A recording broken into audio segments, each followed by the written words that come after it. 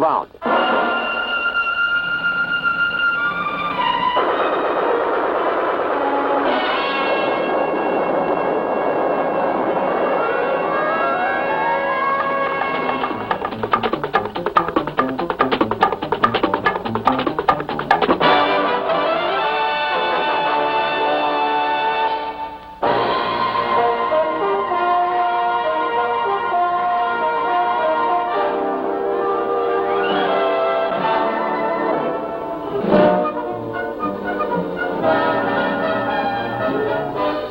The war in Vietnam has many faces. It isn't just a simple matter of locating and destroying an enemy who hides in the jungles of this Asian nation. There are human needs to be met if the people of this land are to fulfill their destiny as a free society, and the ultimate real victory is to be won.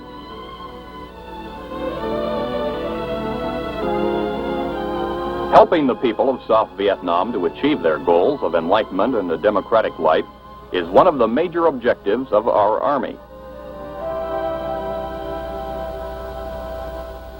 I want you to explain to them that we have two kinds of thermometers here. We have the oral thermometer and we have the rectal thermometer. Explain to them, please, that we have oral thermometer and rectal thermometer. Our nation-building programs are causing more and more Vietnamese to turn their backs on the communist-controlled Viet Cong. The enemy devotes increasing effort to prevent our programs from succeeding.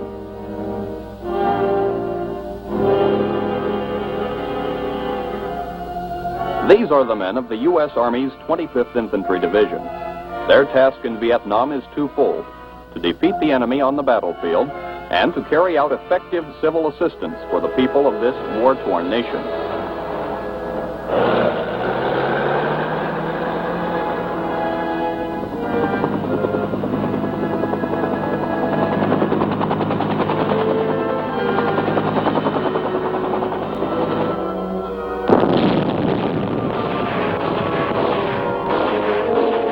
From day to day, the men of the 25th, the Tropic Lightning Division, must live up to their honored motto and be ready to strike.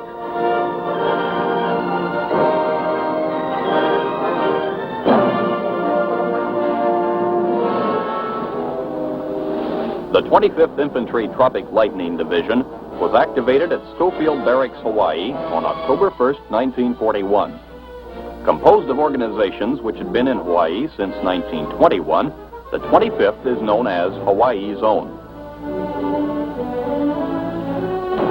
Training exercises for the division in the Hawaiian Islands area during the early 60s were concentrated on jungle fighting and were reminiscent of the Tropic Lightning's bitter battles on Guadalcanal in 1942 and the historic Philippines campaign of World War II. By 1965, the division was slated for service in Vietnam. Training was intensified for these veterans of the Korean conflict. In December, deployment of the 25th Infantry Division to Southeast Asia began. First to leave Hawaii were the men of the 2nd Brigade, responding to the request of the U.S. Military Assistance Command in Vietnam.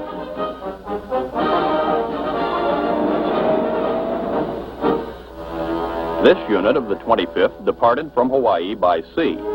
Once again, the Army's ready force in the Pacific was being called into action.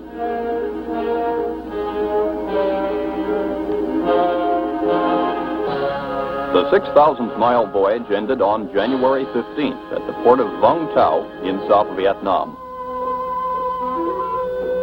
As the men of the 2nd Brigade came ashore, they were greeted by General Westmoreland, the U.S. military commander in Vietnam.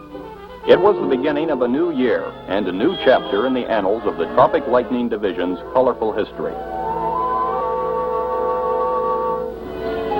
During the next few days, the 2nd Brigade moved upcountry to the Cu Chi district, some 20 miles northwest of Saigon. Day and night, more than 600 vehicles rolled through the little village of Cu Chi as the convoys headed for the division's campsite on the outskirts.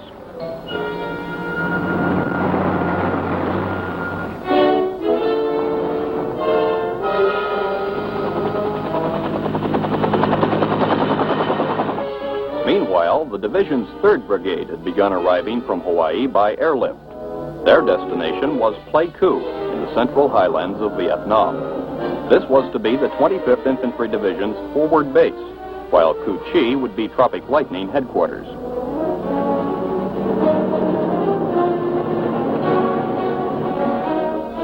Called Operation Blue Light, the airlift of the 4,000-man 3rd Brigade by the U.S. Air Force was completed in record time. 8 days were shaved from the schedule as the brigade's men and materiel were delivered to Pleiku in the largest airlift ever attempted.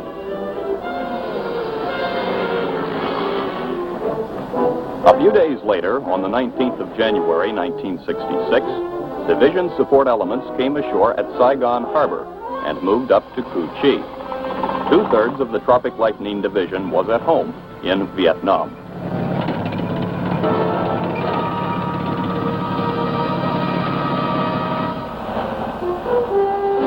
For the men of the 25th, the first major assault upon the enemy came with Operation Garfield. From Pleiku, units of the 3rd Brigade were flown southward to Darlac Province and the Viet Cong-infested area around Ban Mi Tu. It was the beginning of a month-long sweep of the province.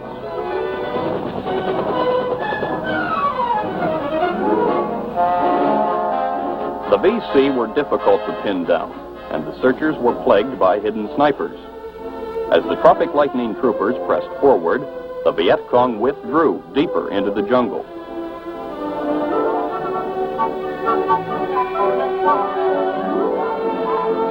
Whole villages recently occupied by the enemy were found to be deserted.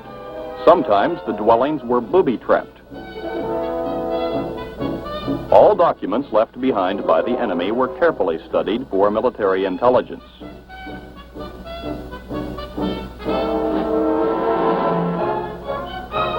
Any place where the Viet Cong may have hidden weapons or valuable papers was thoroughly searched. Even the contents of these bags were examined. Time and again during Operation Garfield, the men of the 25th had to re-evaluate their search patterns and objectives. Actual contact with the enemy was confined to small unit actions. However limited, these sudden shootouts in the jungle took their toll of battle casualties. Some of the enemy were taken alive, but many more were killed. Intelligence gathered from the prisoners guided the troopers from Hawaii as their search continued. Many caches of Viet Cong rice were located thanks to information given by the prisoners.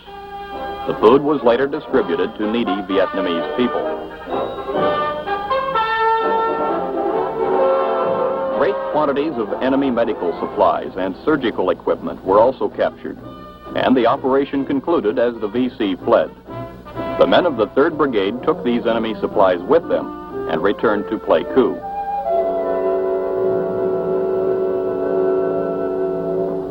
Meanwhile, units of the 2nd Brigade were conducting Operation Kahuku in the area around Cu Chi. Supported by armor, these elements of the 25th ran into heavy resistance as they approached the Micheline rubber plantation. Enemy mortar fire rained down upon the advancing armored personnel carriers. Some of the machines were rendered inoperable as a result of the enemy fire, but this did not deter the Tropic Lightning troopers from continuing their advance.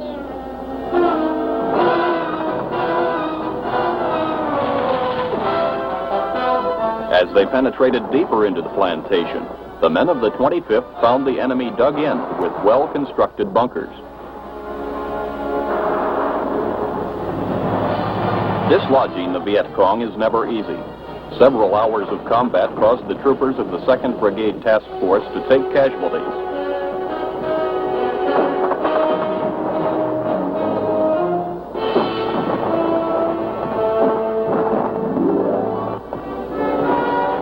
But, in the end, the VC were overcome by superior firepower.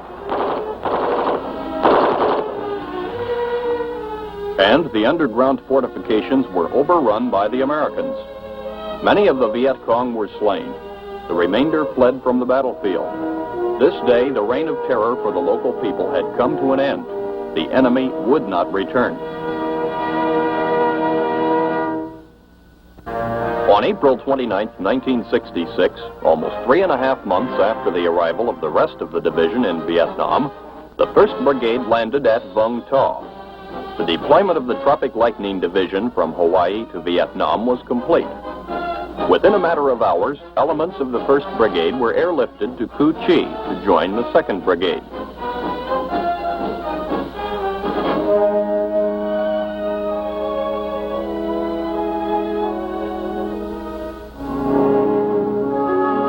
Though military operations take much time, the men of the 3rd Brigade established a resettlement camp for refugees in Kon Tum province. Here, the weary victims of the conflict find peace, security, and a degree of hope for a better life in the days ahead.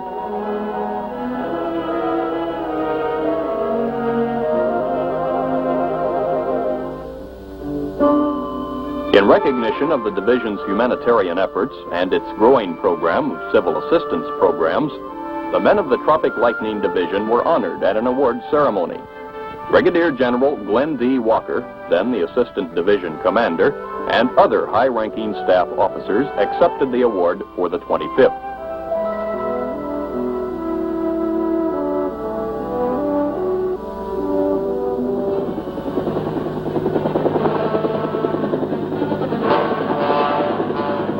Throughout June and July, the Pleiku, Play Me area was the scene of a major effort by the 25th Division and some elements of the 1st Cavalry Division Air Mobile to clear the Viet Cong from the district. Under the code name Paul Revere, the full-scale operation took place some 40 kilometers from the Cambodian border.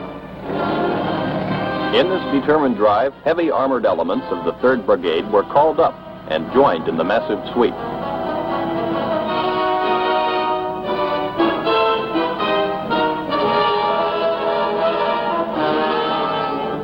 Everything in the book was to be thrown at the VC on this one. The activity grew at a feverish pace, and the task force began to move.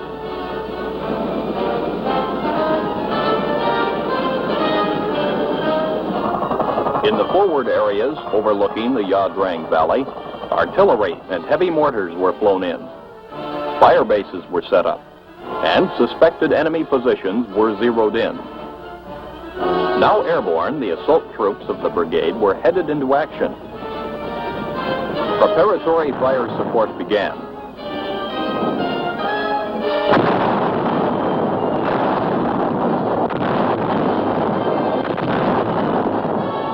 Despite the heavy shelling, the dispersing Viet Cong and North Vietnamese Army units managed to shoot down one of the American helicopters. However, the U.S. troops continued to join the battle.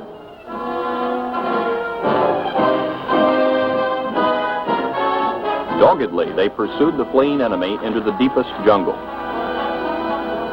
All over the northwestern part of Pleiku province, the Tropic Lightning Sweep pressed the enemy ever backward as Operation Paul Revere concluded. Because of valuable lessons learned about the enemy's tactics during actual combat, the division established a special training course to teach Tropic Lightning troopers how to ambush enemy troops played by U.S. soldiers during night operations. The deadly Claymore mine is one of the ambush tools which are used by these night fighters.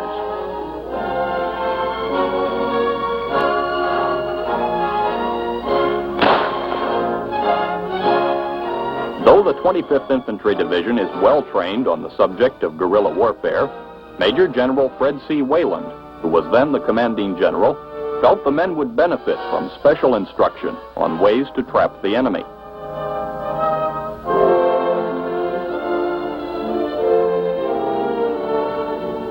Additional measures to deal with the hidden foe were taken as the infantrymen from Hawaii began working with scout dogs. Continuous obedience training conditions the animals and assures their instant response to the handler's commands. In the field, the big 125-pound animals are trained to sniff out hidden enemy personnel in the thick undergrowth. When VC are located, the scout dogs indicate their find without making a sound. The enemy never knows his presence has been discovered until the dog and troopers are upon him.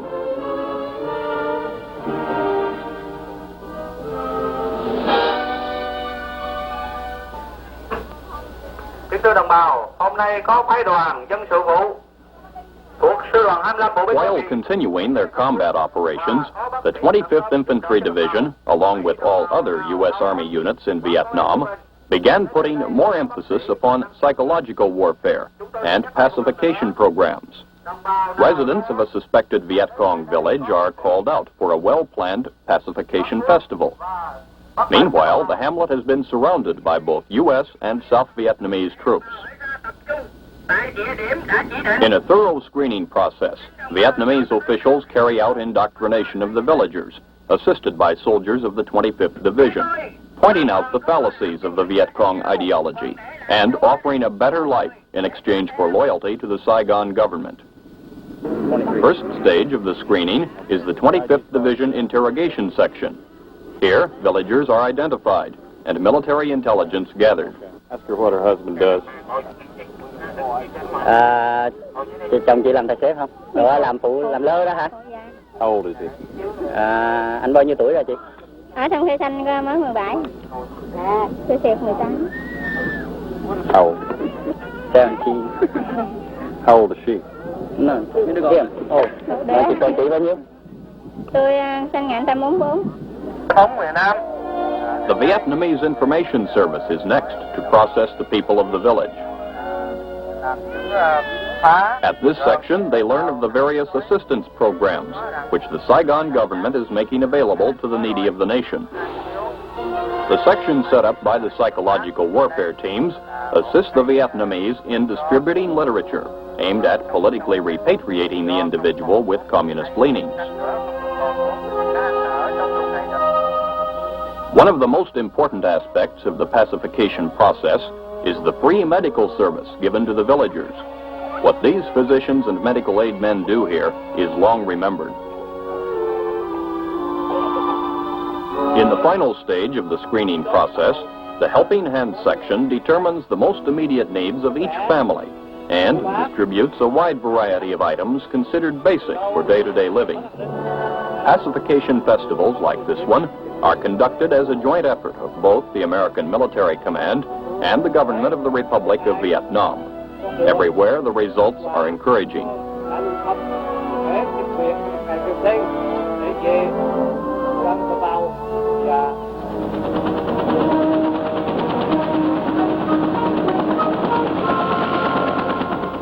As the months roll by, the Tropic Lightning Division PSYOPs teams have stepped up their distribution of Chiu Hoi leaflets, pamphlets calling upon the members of the National Liberation Front, the Viet Cong, to drop their communist-inspired activities and realign themselves with the Saigon government.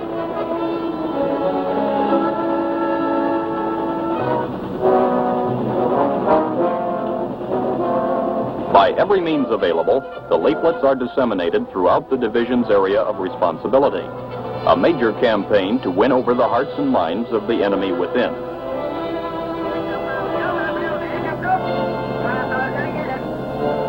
Promising safe conduct and a life of freedom for those who respond and lay down their arms, the Chiu Hoi leaflets are read by thousands.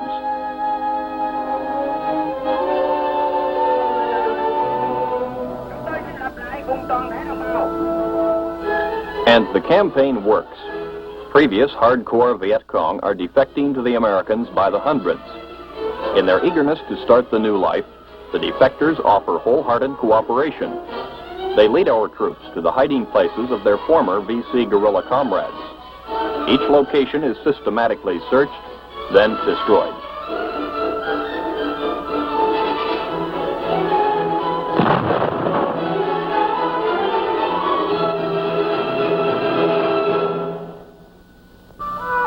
In the struggle to win over the dissident elements, one of the most valued aspects of the Civic Action Program is the medical assistance work being carried out by MedCap teams.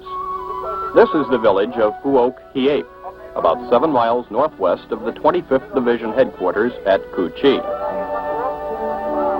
The members of this MedCap team from the 25th Medical Battalion visit this village once a week to provide free medical service to its inhabitants. Similar visits are made to a great number of other villages in the district, and the MedCap team has an extremely crowded schedule. Despite the pressures under which these men work, each patient is given careful attention. Accident or shot or Thì con tự nhiên nó đau, không có gì. Nó mẻ xương nó thằng. Well, he's got a bad fracture here. He must maybe the bone in there. No. He wasn't shot or in an accident? No. Well, hell, he's had a fracture here. Nói bị cái gì chứ tự nhiên sao bị He vậy? Tự nhiên He says mới đi no. học thì nó sưng. How long has he had drainage like this? Bị bao nhiêu lâu? Mổ. And I think what he's got is an osteomyelitis with fistula and chronic drainage.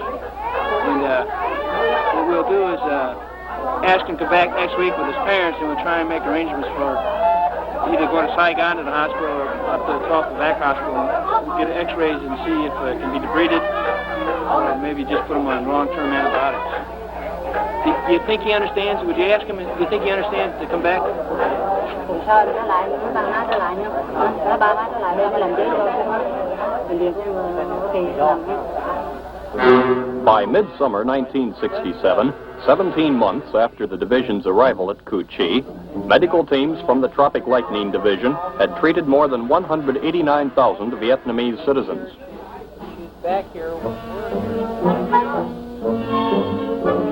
The overall civic action program being carried out by the 25th Division takes many forms.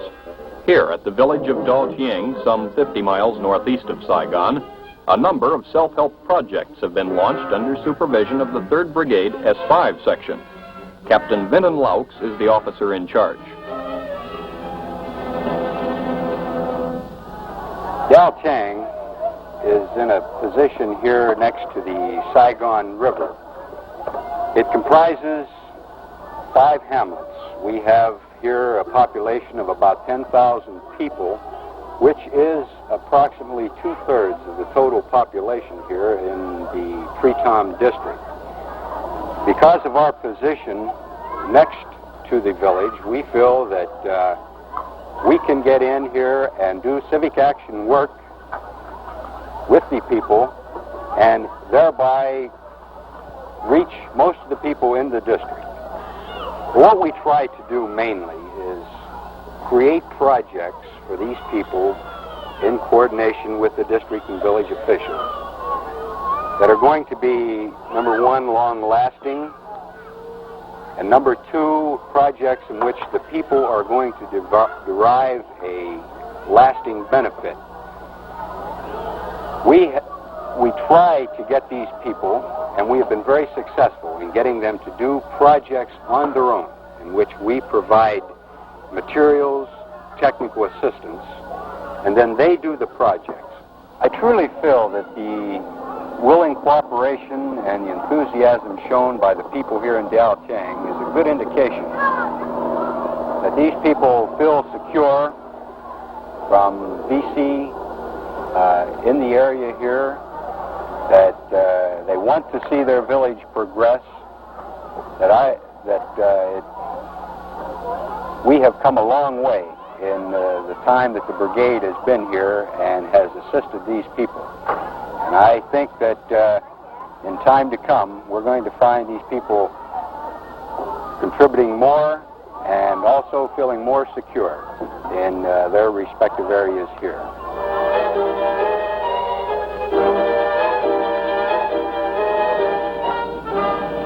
In the final analysis, the United States Army 25th Infantry Division is a combat outfit.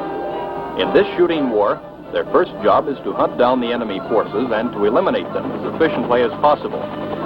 This is not easily done in the guerrilla warfare of Vietnam's jungles, swamps, and rice paddies. A typical example is Operation Barking Sands, named after a famous beach in the Hawaiian Islands.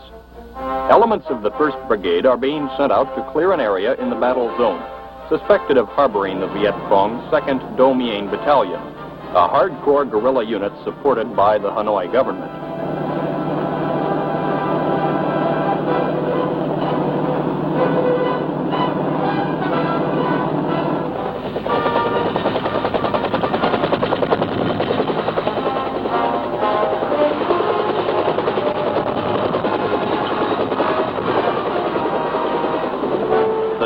spot is a place with the improbable name of Ap Na Biek, about 10 miles east of the division's Kuchi base. The plan called for the assault force to go in 2 waves, landing about 100 yards apart.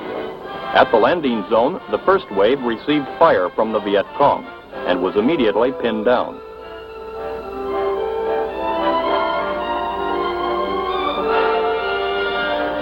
The second wave came in, and it too was taken under fire. Trying to link up with the first wave, the men of Alpha Company received fire from the wood line to the back, front, and one side.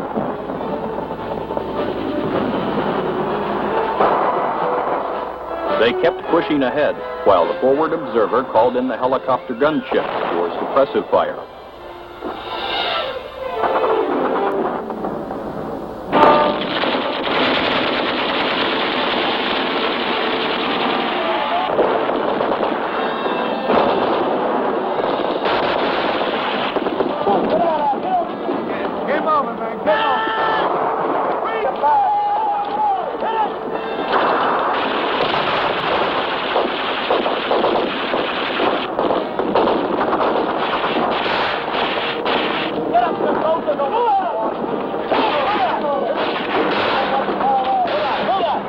It took the men of Alpha Company nearly 2 hours to link up with the men of the first wave, only 100 yards away. Finally, the Air Force Sabre jets were called in.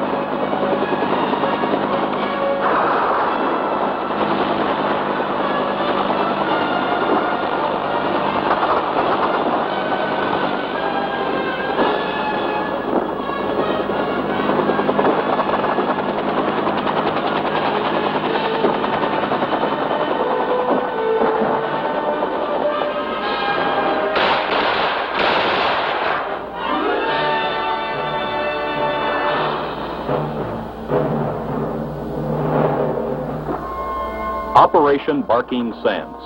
A small portion of the war against the aggressors was completed. The little hamlet of Ap Na Biek was taken. From day to day, this is the way it is in Vietnam.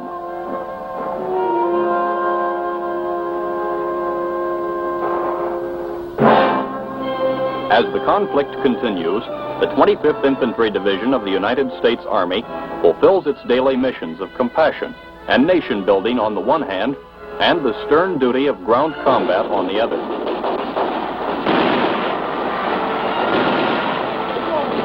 Whatever the demand, the Tropic Lightning Division stands, ready to strike.